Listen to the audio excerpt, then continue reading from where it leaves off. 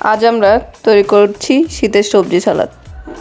শীতের সবজি সালাদ তৈরি করতে যা যা উপকরণ লাগে: বাঁধাকপি, টমেটো, গাজর, কেশব আলু, পেঁয়াজ ফুল, মরিচ, সামান্য পরিমাণে ধনেপাতা।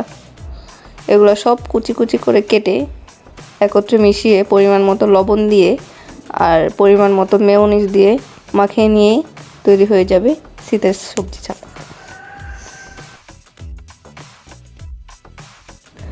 এটি খুব অল্প সময়ে তৈরি করে নিয়ে ঘরের সকলে মিলে খাওয়া যায়।